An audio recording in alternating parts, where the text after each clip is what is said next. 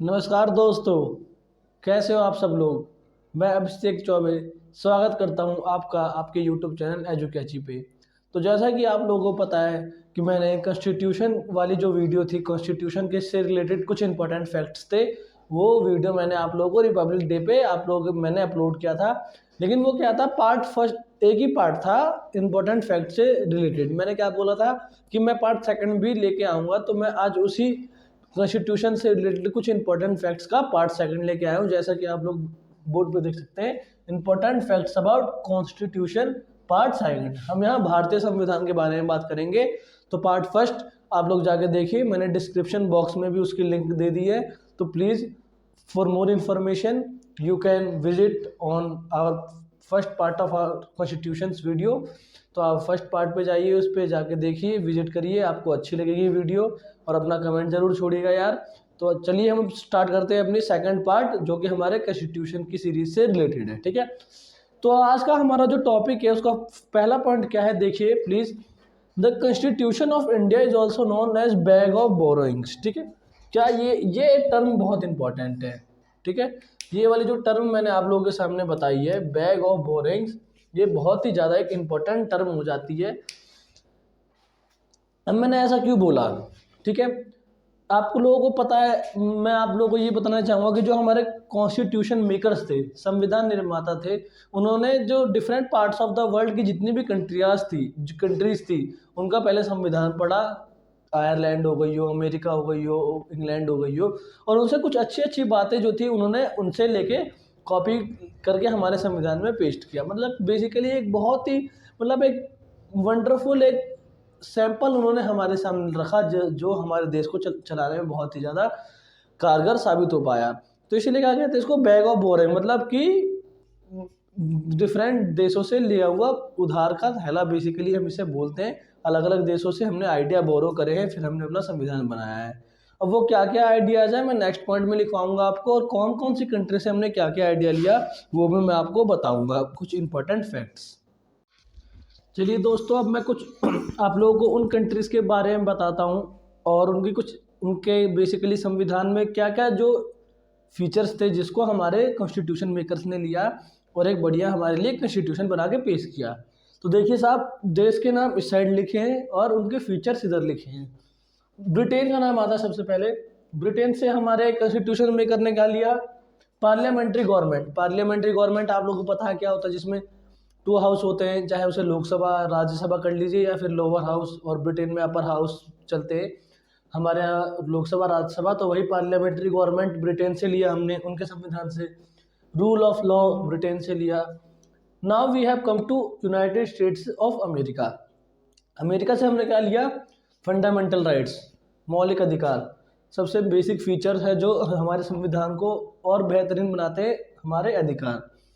Fundamental rights हमने America से लिया। इम्पीचमेंट ऑफ प्रेसिडेंट, अब जिसको ये पता नहीं है कि इम्पीचमेंट क्या होता है भाई, इसको हिंदी में महाभियोग कहते हैं, महाभियोग। तो इसमें क्या है, बेसिकली आप लोगों को ये पता है कि जो प्रेसिडेंट है वो क्या है, जिसे first person of the country भी कहते हैं और most powerful person of the country भी कहते हैं। अभी कोई ऐसी छोटी मोटी पोस्ट तो होती नहीं है। तो महाभियोग एक ऐसी प्रक्रिया होता है जिसमें अगर लगे, बेसिकली लगने से तो कुछ नहीं होता, अगर प्रेसिडेंट के खिलाफ कुछ भ्रष्टाचार के आरोप है या लगता है कि वो अपने पोस्ट का, अपने पद का गलत इस्तेमाल कर रहा है और वो दुरुपयोग कर रहा है अपने पोस्ट का, तो उसको हटाया जा सकता है by the process of impeachment. ठीक है, महाभियोग की प्रक्रिया से हम राष्ट्रपति को हटा सकते हैं, हम नहीं, बेसिकली जो मेंबर होते हैं राज्यसभा लोकसभा के। तो हमने ये कहाँ से लिया है, फीचर यूएसए से लिया है। प्रियम्बल ऑफ कॉन्स्टिट्यूशन, प्रियम्बल आप लोगों ने एनसीईआरटी किताब देखी होगी, उसमें सबसे पहला जो बेसिकली आप मान लीजिए इंट्रो मान लीजिए, कॉन्स्टिट्यूशन का इंट्रोडक्शन होता है प्रियम्बल ऑफ कॉन्स्टिट्यूशन, जिसमें आप लोगों ने देखा होगा सोवेरियन सोशलिस्ट, वो उसकी विशेषता लिखी होती है संविधान की। ठीक है, तो ये प्रियम्बल हमने कहाँ से लिया है, अमेरिका से लिया है। यूएसएसआर, जिसको हम रशिया के नाम से जानते हैं अब। ठीक है, पहले इसे हम यूएसएसआर के नाम से जानते थे, लेकिन अब क्या हो गई है, रशिया हो गई है। ठीक है, 1919 में यूएसएसआर डिसइंटीग्रेट हो गई थी, मतलब ये टूट चुकी थी और अलग अलग स्टेट्स में फॉर्म हो चुकी थी, लेकिन अब हम रशिया के नाम से जानते हैं। यहाँ से हमने फंडामेंटल ड्यूटीज़ लिया। अब जब आप लोगों को पता है कि फंडामेंटल राइट्स तो सबको पता होते हैं, कि हमारे अधिकार होते हैं, लेकिन उससे पहले हमें अपने फंडामेंटल ड्यूटीज़ भी निभानी पड़ती है। ये हमने फीचर कहाँ से लिया? रशिया से। तो मैं आप लोगों से रिक्वेस्ट करूँगा कि यार आप लोग भी देश के प्रति कुछ ड्यूटीज़ है वो निभाइए। कनाडा से हमने क्या लिया? अपॉइंटमेंट ऑफ गवर्नर, गवर्नर की नियुक्ति कैसे हो, एडवाइजरी जुडिक्शन ऑफ सुप्रीम कोर्ट, ठीक है।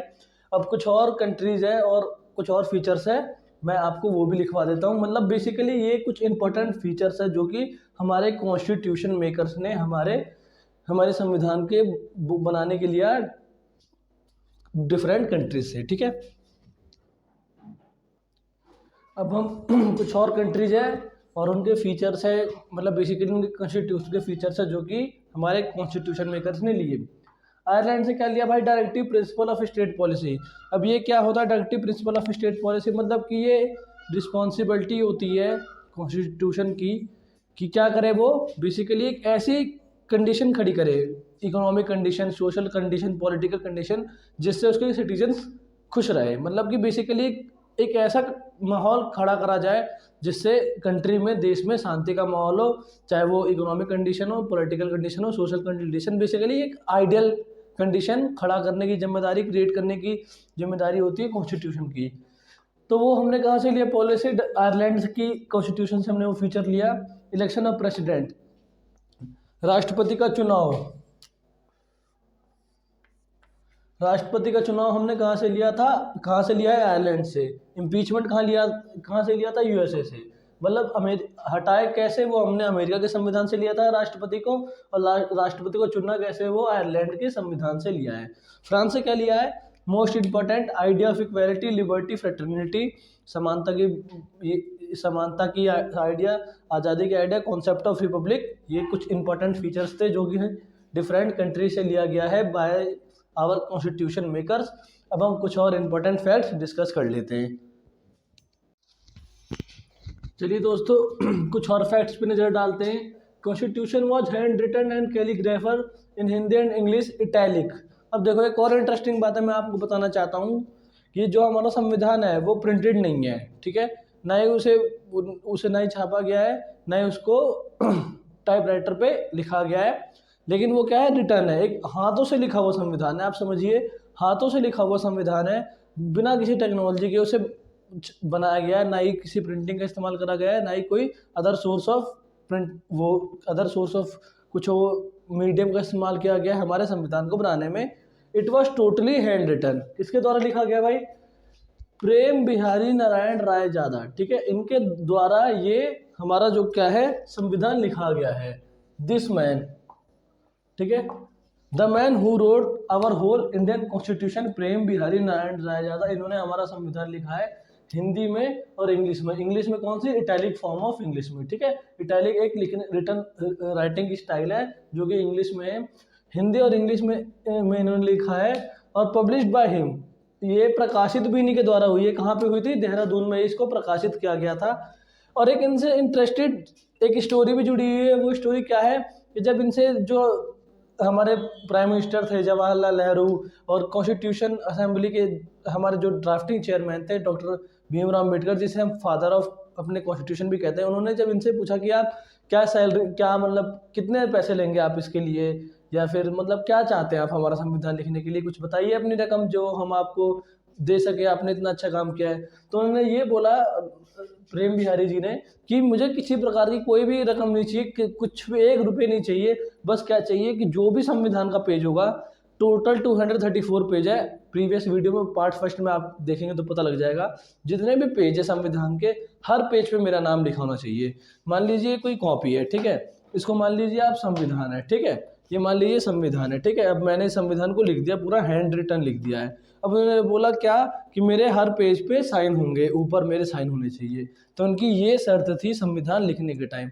और हमारे संविधान का जो बॉर्डर है, जैसे कॉपी की बॉर्डर होती है ना, ये बॉर्डर, ठीक है, ये बॉर्डर ये हो गई, ये इसको पूरी 24 कैरेट्स ऑफ गोल्ड से कवर कोटिंग की गई है। मतलब एक बहुत बेहतरीन, बहुत एक अच्छे तरीके से उसको प्रिजर्व करके रखा गया है। और every page was decorated by, अब सजाया किसने इसको? By Shanti Niketan artist. अब शांति निकेतन कहाँ है? आश्रम है वेस्ट बंगाल में, आश्रम इन वेस्ट बंगाल, आश्रम इन वेस्ट बंगाल किसके द्वारा स्थापित किया गया था? ये गुरुदेव रविंद्रनाथ टैगोर के द्वारा ये शांति निकेतन स्थापित किया गया था। इस शांति निकेतन के कलाकारों ने कौन? राम मनोहर बोस और नंदलाल सिन्हा ने क्या करा है? इसको डिजाइन करा है, हमारे संविधान पे डिजाइन किया है इन लोगों ने। लिखा किसने? प्रेम बिहारी नारायण रायजादा। मैं उम्मीद करूंगा आप लोगों को ये फैक्ट्स अच्छे आ रहे होंगे। आप लोग और वीडियो के साथ जुड़े रहिए जब तक मैं और इंटरेस्टिंग फैक्ट्स बताता हूँ आप लोगों को। अब यार देखो, एक नेचुरल सा क्वेश्चन आ रहा होगा आप लोगों के माइंड में भी, मेरे माइंड में भी आया था पहले कि इतना पुराना संविधान, इतना पुराना डॉक्यूमेंट, 75 सालों से पुराना डॉक्यूमेंट बचा कैसे है आखिर इतने सालों से? तो उसका जवाब मैंने यहाँ इस वाले पॉइंट में लिख रखा है। The constitution is preserved in the special helium field case in the library of parliament of India. ठीक है, पार्लियामेंट ऑफ इंडिया की लाइब्रेरी में रखा हुआ है। कहाँ पे? एक स्पेशल हीलियम, ठीक है, एक जार टाइप का है, शीशे का जार टाइप का है। आप मान लीजिए धूम मूवी देखी होगी, आपने देखा होगा कि जिसमें ऋतिक रोशन होता है, जिसमें डायमंड चोरी करते हैं वो लोग। ठीक है, मैं आप लोग एग्जांपल बता रहा हूँ, आप लोग कनेक्ट कर लीजिए। उसमें एक शीशे के बक्से से में, शीशे के बॉक्स में हीरा रखा हुआ होता है। तो वही हीरा मान लीजिए यहाँ पे पार्लियामेंट में रखा हुआ है, जिसे हम संविधान नाम से जानते हैं। हीलियम की गैस भरी हुई है उसमें, ठीक है, जिससे क्या होता है उसके पन्ने अभी तक सड़ते भी नहीं है। और ये हीलियम लगभग हजारों सालों तक, ऐसा माना जाता है कि लगभग 1000 ईयर्स तक तो हम अपने संविधान को ऐसे प्रिजर्व करके रख सकते हैं। ठीक है, ओरिजिनल कॉपी की बात हो रही है यहाँ पे, फोटो कोई लोकल कॉपी नहीं, ओरिजिनल जो जिसपे बाकायदा कॉन्स्टिट्यूशन मेकर्स के साइन है, वो पार्लियामेंट ऑफ इंडिया में सुरक्षित रखी हुई है हीलियम फील्ड केस में, जार में बेसिकली। अब इसको बनाने में खर्च कितना आया? Total expenditure in making constitution 74 lakh, 64 lakh का खर्चा आया इसको बनाने में। उस टाइम पे बहुत बड़ी रकम होती थी ये। अब शुरुआत में इसके आर्टिकल कितने थे? 395 आर्टिकल थे, 22 भागों में 8 शेड्यूल थे in at the time of commencement. Commencement मतलब होता है प्रारंभ में, ठीक है, स्टार्टिंग में 395 इसमें अनुच्छेद थे, 22 भागों में था, 8 शेड्यूल्स थे। अब कितना हो गया? 448 आर्टिकल्स हो गए 25 पार्टों में, और अब कितने हो गए? 12 शेड्यूल्स। ये क्या है? धीरे धीरे कॉन्स्टिट्यूशन मॉडिफाई हो रहा है। तो कुछ इंपॉर्टेंट फैक्ट्स है। अब हम चलिए आगे, आपको और फैक्ट बताऊंगा, और ये भी बताऊंगा कि क्यों भीमराव अम्बेडकर चाहते थे हमारा संविधान जला देना। ये भी एक बहुत मजेदार स्टोरी है। मैं नेक्स्ट पॉइंट में उस कहानी पे आता हूँ आप लोगों के लिए। नेक्स्ट फैक्ट पे आते हैं हम। Constitution replaced government of India act 1935। Government of India act 1935 ये क्या था? बेसिकली आप ऊपर से मान लीजिए कि अंग्रेजों ने बोला था कि लीडर्स तो आपके होंगे लेजिस्लेटिव। इस एक्ट के तहत क्या था? लेजिस्लेटिव असेंबली का इलेक्शन हुआ था 1937 में। बेसिकली अंग्रेजों ने ये कहा था कि आप लीडर रख लो चुन लो, लेकिन राज ऊपर से हम करेंगे। बेसिकली राज हमारा होना चाहिए। गवर्नमेंट ऑफ इंडिया एक्ट में वो था। और अगर हम अंदर जाएंगे तो इसमें बहुत सारी बातें खुल के आएंगी, लेकिन आप ये समझ लीजिए कि इनडायरेक्टली राज अंग्रेजी करना चाहते थे। संविधान ने उसको रिप्लेस कर दिया। किसको? कॉन्स्टिट्यूशन ने रिप्लेस कर दिया गवर्नमेंट ऑफ इंडिया एक्ट 1935 को।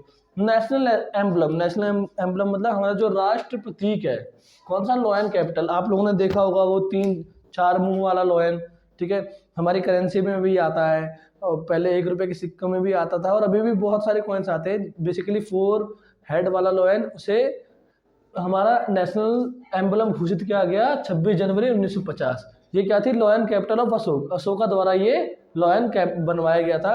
डॉक्टर भीमराव अम्बेडकर ऑल्सो, अब नेक्स्ट फैक्ट पे आते हैं। Doctor Bhimrao Ambedkar also wanted to burn the constitution. Doctor Bhimrao Ambedkar संविधान के फादर तो थे, लेकिन वो उसे जलाना भी चाहते थे। क्यों? अब उन्होंने इंटेंशनली ऐसे नहीं कहा। ये बात मैं बता रहा हूँ आप लोगों को। 23 सितंबर 1953 बात क्या है, जब वो राज्यसभा में थे तो एक वो अपनी स्पीच दे रहे थे। उसमें वो कह रहे थे कि जो अल्पसंख्यक लोग हैं, बेसिकली माइनॉरिटी पीपल है, दलित, मुस्लिम्स, और बेसिकली माइनॉरिटी जो लोग हैं, उनको ये डर, ऐसा अम्बेडकर साहब ने कहा कि उन लोगों को डर सताता है कि जो बहुसंख्यक लोग हैं, मतलब मेजोरिटी में लोग हैं, वो उनको नुकसान पहुंचा सकते हैं। तो आगे बोलते हैं अम्बेडकर साहब कि उनके दोस्त ने बोला कि तुमने संविधान की किताब लिखी है। तो अम्बेडकर जी अपने दोस्त के रिप्लाई में बोलते हैं कि अगर मेरे बनाए हुए संविधान में 1% भी अगर अल्पसंख्यक लोग असुरक्षित महसूस करते हैं तो मैं ऐसे संविधान को तुरंत जला दूंगा। मुझे ऐसे संविधान की कोई जरूरत नहीं है। बेसिकली उनका जो मेन कहने का उद्देश्य था वो ये था कि भारत देश में जो संविधान बना है वो सब लोगों की रक्षा करता है और सब लोग उसके अंडर एज अ सिटीजन आते हैं और किसी को भी किसी से कोई डरने की जरूरत नहीं है, सबको शांति देता है ये संविधान। ठीक है, उनका कहने का ये मतलब था, वो इंटेंशनली जलाना नहीं चाहते थे, वो बेसिकली माइनॉरिटीज के राइट की बात कर रहे थे यहाँ पे। ठीक है, तो उनका कोई ऐसा इंटेंशन नहीं था कि वो फूकी दे संविधान, ऐसा नहीं था यार, वो लोगों के भले के लिए उन्होंने ये बात कही थी। अब हम नेक्स्ट फैक्ट्स पे चलते हैं अपने। चलिए दोस्तों कुछ और फैक्ट्स देख लेते हैं। कॉन्स्टिट्यूशन वाज अमेंडेड, अमेंडेड मतलब होता है सुधार करना। ठीक है, सुधार करना। 105 टाइम्स, संविधान कितने बार सुधर चुका है जब से बना है? 1950 से लेकर अब तक 105 बार इसमें सुधार किया जा चुका है। ठीक है, बाय अमेंडिंग कौन कौन से अनुच्छेद को सुधार के बनाया गया था? 338 बी, 342 ए, 366, ये तीन कुछ आर्टिकल्स हैं, 338 बी, 348 ए एंड 366। इनको अमेंड करके 10 अगस्त को 105वां संशोधन, संविधान संशोधन किया गया है। तो 105 बार हमारे संविधान में संशोधन किया जा चुका है, ये रिसेंटली है, इसलिए 100 आगे और भी होंगे। देखो हमारे संविधान के सबसे खास फीचर ये है ना कि कॉन्स्टिट्यूशन जो मेकर्स थे वो बहुत ही फ्यूचर, बहुत दूरदर्शी थे, वो पहले से भविष्य को जानते थे। उनको ये बात पता था कि भविष्य में और भी बहुत सारे नई नई प्रॉब्लम्स आएंगी जिसका अभी सॉल्यूशन नहीं है, तो इसलिए उन्होंने ये सुविधाएं कर दी कि हम संविधान में अमेंड कर सकते, सुधार कर सकते हैं। यही कमी है कि आज तक हम अपने सुधार को, अपने संविधान को जो रियल कॉपी है उसी को लेके अभी आज हम उसको प्रिजर्व करते हैं। और भी बहुत सारे देश की कंट्री हैं जिनमें संविधान बना है लेकिन वो किसी काम की नहीं है, मतलब वो अब बात एक पीस ऑफ पेपर बन के रह गई। लेकिन आज भी हमारे संविधान की वही इज्जत है, वही गरिमा है, वही रिस्पेक्ट है जो कि 1950 में हुआ करती थी। इसका सबसे बड़ा रीजन क्या है? इसमें सुधार करने की फीचर, अमेंडमेंट करने की जो व्यवस्था है ना इसमें, वो बहुत ही एकदम शानदार है, माइंड ब्लोइंग है, जिसकी वजह से अभी भी संविधान हमारा चल रहा है। ठीक है, अब इस 105वां संविधान में क्या था इसका एम क्या था? To restore states power to make their own OBC list. राज्यों पे छोड़ दिया गया कि आप खुद अपने ओबीसी लिस्ट तैयार करवाइए। ये ऑर्डर दिया था, सुप्रीम कोर्ट की जजमेंट आई थी 11 मई को, उसके हिसाब से ये संविधान संशोधन किया गया। ठीक है, तो 105 बार संविधान को संशोधित किया जा चुका है, अमेंडिंग किया जा चुका है। Doctor Rajendra Prasad signed the first Indian constitution. हमारे जो फर्स्ट प्राइम प्रेसिडेंट थे डॉक्टर राजेंद्र प्रसाद जी, उन्होंने सबसे पहले हस्ताक्षर करे भारतीय संविधान पे। मान लीजिए भारतीय संविधान बना, सबसे पहले किसके साइन हुए? डॉक्टर राजेंद्र प्रसाद के। और ये फैक्ट भी कहीं हमें प्राप्त होते हैं कि इनके साथ 308 मेंबर्स और थे उस टाइम पे मौजूद, जिन्होंने संविधान की रियल कॉपी पे साइन किया। Article 32 called the heart and soul of the constitution. क्या? Heart and soul of the constitution, दिल, हृदय और आत्मा कहा जाता है किसको? आर्टिकल 32 को, भारतीय संविधान का। क्यों? क्योंकि इसमें क्या है? राइट टू कॉन्स्टिट्यूशनल रेमेडीज, संवैधानिक अधिकारों का उपचार। ठीक है, यही बेसिकली ये जो अधिकार है राइट टू कॉन्स्टिट्यूशनल रेमेडीज, इसे ही इसे heart and soul of the constitution कहा जाता है। तो मैं उम्मीद करूंगा आप लोगों को फैक्ट्स अच्छे लग रहे होंगे, और अच्छे लग रहे हैं तो प्लीज़ अपने कमेंट ज़रूर छोड़िएगा। अब हम लास्ट फैक्ट्स पे चलते हैं हमारे भारतीय संविधान के। लास्ट फैक्ट क्या वो बोलता है? The 42nd amendment act of 1976। ये 42nd अमेंडमेंट कह लीजिए इसे, या फिर एक्ट ऑफ 1976 कह लीजिए, बात एक ही है। ये हुआ कब? जब ऐसा माना जाता है हमारे देश में जब लोकतंत्र खतरे में था, लोकतंत्र की हत्या की जा रही थी, मतलब during the time of emergency from 1975 to 1977। 1975 से लेकर 1977 के बीच का जो समय है, तब ये 42वां संशोधन हुआ था। इसे मिनी कॉन्स्टिट्यूशन भी कहते हैं। क्यों? The reason, the 42nd amendment change the description of India from sovereign, एक शब्द इंपॉर्टेंट है, वह एक शब्द, sovereign democratic republic to sovereign socialist secular democratic republic. क्या? सोवेरियन डेमो, भारत का इसने पूरा वही चेंज कर दिया डिस्क्रिप्शन। क्या? पहले हमारा देश सोवेरियन डेमोक्रेटिक रिपब्लिक था, अब हमारे साथ दो और नए शब्द जुड़ गए, ये शब्द बहुत इंपॉर्टेंट रखते हैं। सेक्युलर और सोशलिस्ट, दो नए वर्ड आ गए हमारे पास, सेक्युलर और सोशलिस्ट दो नए वर्ड आ गए। सेक्युलर धर्मनिरपेक्ष या पंथ निरपेक्ष, मतलब कि कोई भी धर्म से हमारा रिलेशन नहीं है, मतलब सारे धर्म इक्वल है, किसी धर्म को ज़्यादा इंपॉर्टेंस नहीं देनी है या किसी को कम इंपॉर्टेंस नहीं देनी है। सोशलिस्ट समाजवादी, तो इन दो टर्म से आने की वजह से इसने पूरा डिस्क्रिप्शन चेंज कर दिया भारतीय संविधान का। इसीलिए हम इसे क्या कहते हैं, मिनी कॉन्स्टिट्यूशन कहते हैं। इसके बारे में और जानकारी है, और जानकारी देंगे तो वीडियो लंबी हो जाएगी। आप लोग कमेंट करके बताइएगा। अगर आपको 42nd अमेंडमेंट में पूरी एक वीडियो चाहिए डेडिकेट, तो मैं आप लोगों के लिए जरूर लेके आऊँगा। इसे हम मिनी कॉन्स्टिट्यूशन कहते हैं। 42nd अमेंडमेंट को आप लोग ये बात नॉलेज में रखिएगा। आखिरी जो हमारा फैक्ट है, जब जुडिशरी, सुप्रीम कोर्ट, ये क्या है, फाइनल आर्बिटर। आर्बिटर मतलब मध्यस्थ, मीडिएटर जिसे कहते हैं, जो मैटर सॉल्व करता है, ऑफ इंडियन कॉन्स्टिट्यूशन। भारतीय संविधान में किसी भी प्रकार का कोई भी मैटर आता है तो इसके सॉल्व करने की जिम्मेदारी किस पे होती है, सुप्रीम कोर्ट या फिर हमारे न्यायपालिका पे। तो यहीं पे हमारा संविधान से रिलेटेड फैक्ट्स का वीडियो ख़त्म होता है। मैं उम्मीद करूंगा आप लोगों को वीडियो अच्छी लगी होगी, और from the depth of my heart, हृदय की गहराइयों से मैं क्षमा मांगता हूँ। कोई भी प्रकार का फैक्ट्स अगर मेरे से छूट गया हो या फिर कुछ गलत इन्फॉर्मेशन मैंने दे दी हो, तो प्लीज़ आप लोग कमेंट बॉक्स में, आप लोगों के लिए कमेंट खुला है, आप लोग कमेंट करिए। और जैसा वीडियो मैंने बनाई है, प्लीज़, बहुत मेहनत लगती है रिसर्च करने के लिए, वीडियो को शेयर करिए। और यार जो फर्स्ट पार्ट वाली वीडियो है ना, आप लोगों ने बहुत सारे कमेंट करे हैं, लेकिन ना मेरे कुछ कमेंट सेक्शन में ना कुछ गड़बड़ी आने की वजह से ना मेरे कमेंट बॉक्स में कोई भी कमेंट दिखाई नहीं रहा। जो फर्स्ट पार्ट वाली वीडियो है, तो मैं बेसिकली हार्ट दे देता हूँ आप लोगों को, सबको कमेंट पे। तो मुझे कमेंट ही नहीं दिख रहे, तो यार हार्ट कैसे दूँ मैं आप लोगों को। वो कुछ टेक्निकल इशू है, सब सुधर जाएगा। लेकिन प्लीज़ आप लोग कमेंट करिए और इस वीडियो को कोरोना वायरस की तरह जितना हो सके फैलाइए, और जोड़िए इस वीडियो को, फैमिली और बड़ी बनाइए। और बस, थैंक यू आपका। और कुछ गलती हो गई तो उसके लिए क्षमा मांगता हूँ मैं आपसे। ख्याल रखिए अपना, पढ़ाई करते रहिए। जय Hind. Thank you for watching video.